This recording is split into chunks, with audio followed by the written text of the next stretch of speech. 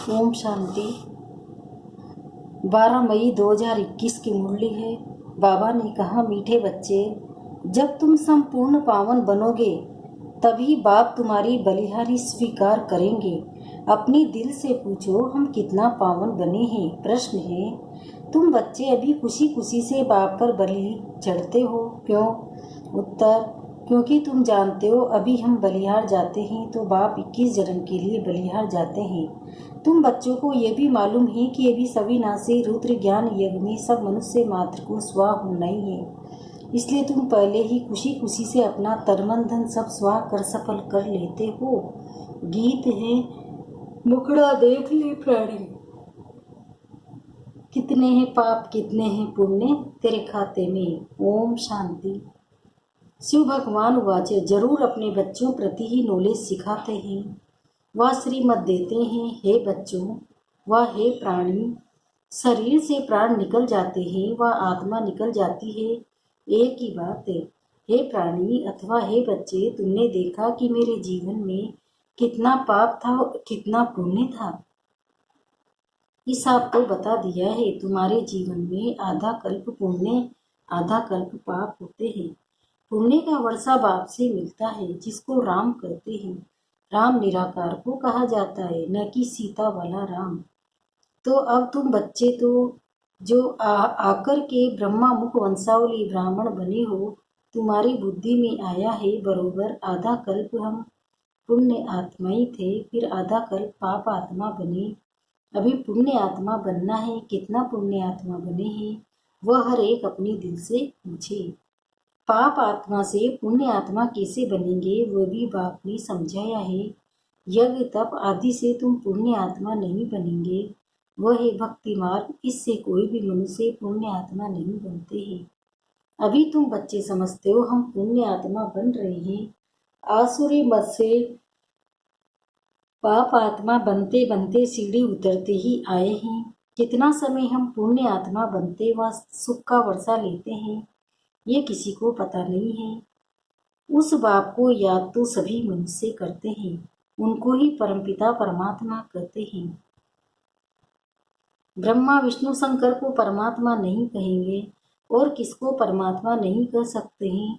बल इस समय तुम प्रजापिता ब्रह्मा कहते हो, परंतु प्रजापिता को कभी भक्ति मार्ग में याद नहीं करते हैं।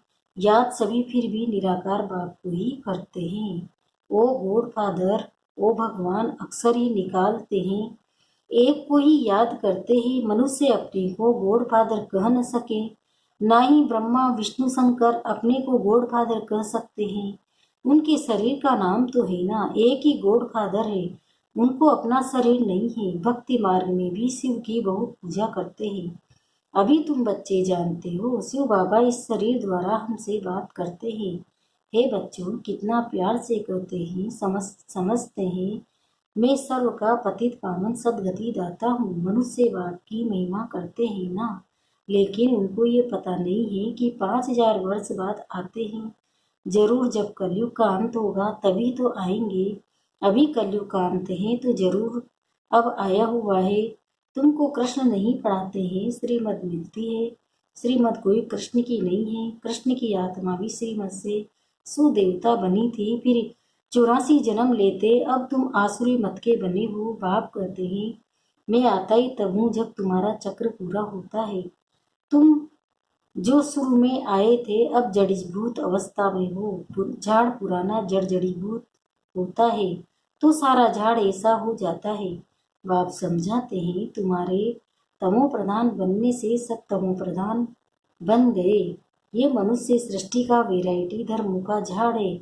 इसको उल्टा झाड़ कहते हैं। इसका बीज ऊपर में है, उस बीज से ही सारा झाड़ निकलता है। मनुष्य भी कहते हैं गॉड फादर, आत्मा कहती है आत्मा का नाम आत्मा ही है। आत्मा शरीर में आती है तो जरूर शरीर का नाम रखा जाता है। खेल चलता है, आत्माओं की दुनिया में खेल नहीं चलता। खेल की जगह ही ये है, नाटक में रोशनी आदि सब होती है, बाकी जहाँ आत्माएं रहती वहाँ सूर्य चाँद नहीं है। ड्रामा का खेल नहीं चलता है। रात दिन यहाँ होते हैं। सूक्ष्म वतन व मूल वतन में रात दिन नहीं होते। कर्म क्षेत्र यह है, इसमें मनुष्य अच्छे कर्म भी करते हैं, बुरे भी कर्म भी करते हैं। सतयुग त्रेता में अच्छे कर्म होते हैं, क्योंकि वहाँ 5 विकार रूपी रावण का राज्य ही नहीं।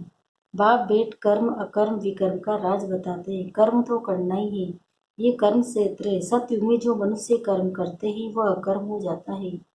वहाँ रावण राज्य ही नहीं, उनको हेविन कहा जाता है। इस समय हेविन है नहीं। सतयुग में एक ही भारत था और कोई खंड नहीं था।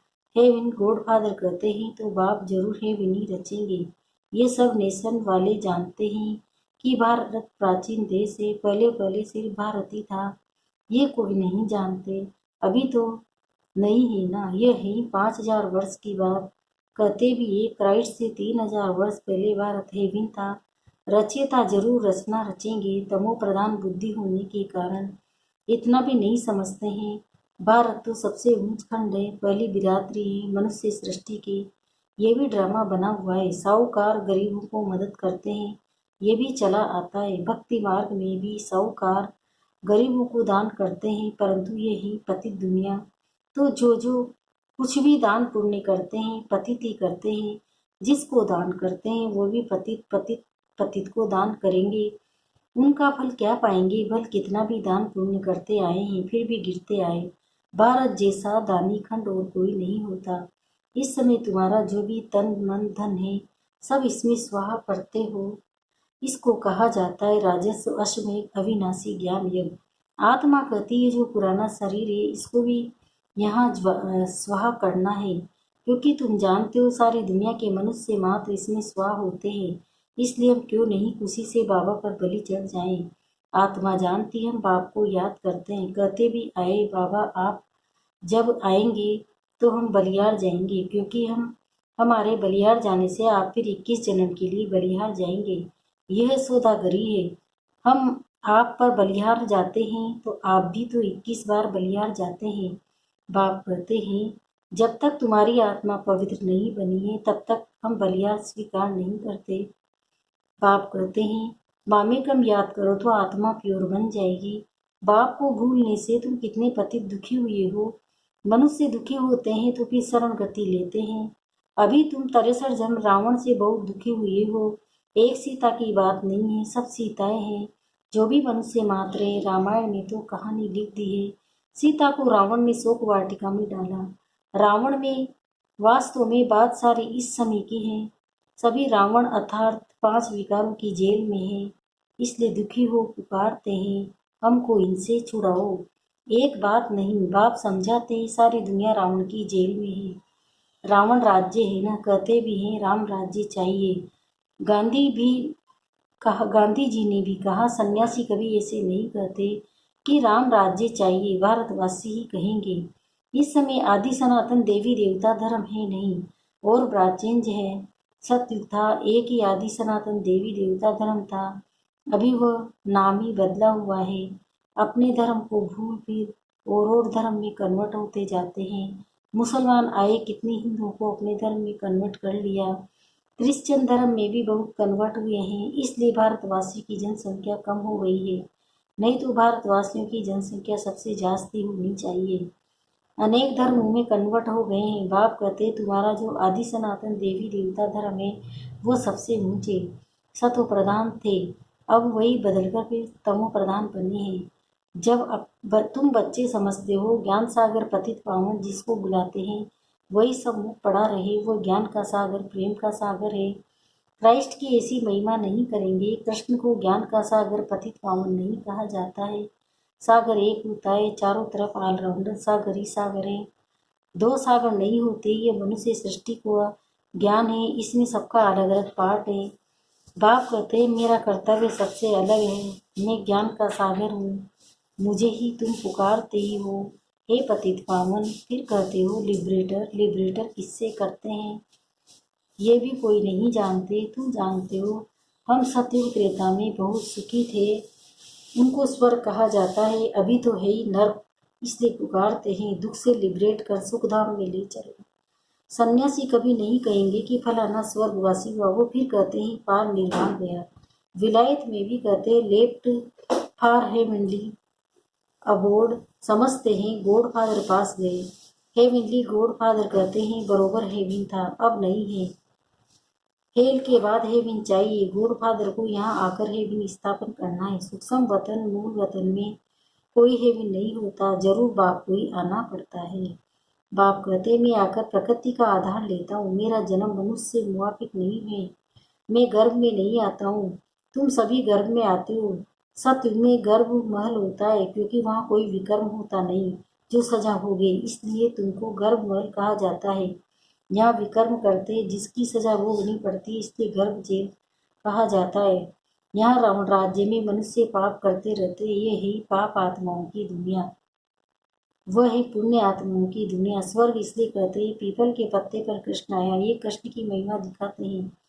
सतयुग में कृष्ण गर्भ में दुख नहीं होता, वहाँ बाप कर्म अकर्म विकर्म की गति समझाते हैं, जिसका फिर शास्त्र गीता बनाया है।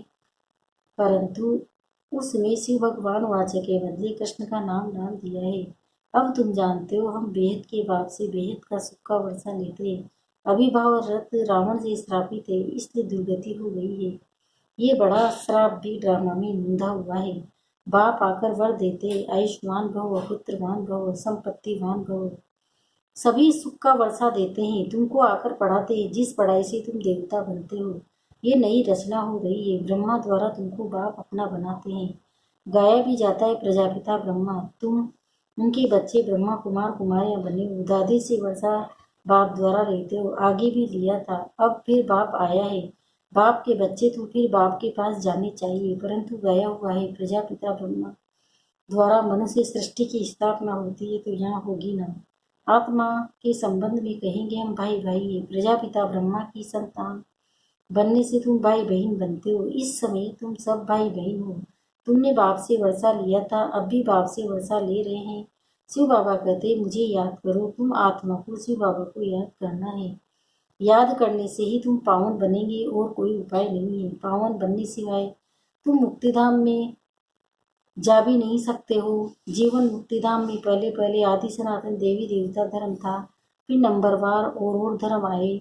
बाप अंत में आकर तुमको दुखों से मुक्त करते हैं, उनको कहा ही जाता है लिबरेटर। बाप कहते हैं तुम सिर्फ मुझे याद करो तो तुम्हारे पाप भस्म हो जाएंगे। बुलाते भी हैं बाबा आओ हमको पतित से पावन बनाओ। टीचर तो पढ़ाते हैं, इसमें चरित्र करते हैं क्या, ये भी पढ़ाई है। बाप ज्ञान का सागर ही आकर ज्ञान देते हैं। अच्छा, मीठे मीठे सिकिलदे बच्चों प्रति माता पिता बाप दादा का याद प्यार और गुड मॉर्निंग। रूहानी बाप की रूहानी बच्चों को नमस्ते। हम रूहानी बच्चों की भी रूहानी माता पिता बाप दादा को याद प्यार गुड मॉर्निंग। नमस्ते नमस्ते नमस्ते। शुक्रिया बाबा शुक्रिया, आपका पद्मा पदम शुक्रिया। धारणा के सारे कला है। कर्म अकर्म और विकर्म की गति को जान, अब कोई विकर्म नहीं करना है।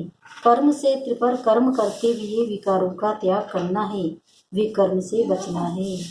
दूसरा है ऐसा पावन बनना है जो हमारी बलिहारी बाप स्वीकार कर ले। पावन बनकर पावन दुनिया में जाना है। तन मन धन इस यज्ञ में स्वा कर सफल करना है। वरदान आलस्य के भिन्न भिन्न रूपों को समाप्त कर सदा उल्लास में रहने वाले प्रिय पुरुषार्थी भव।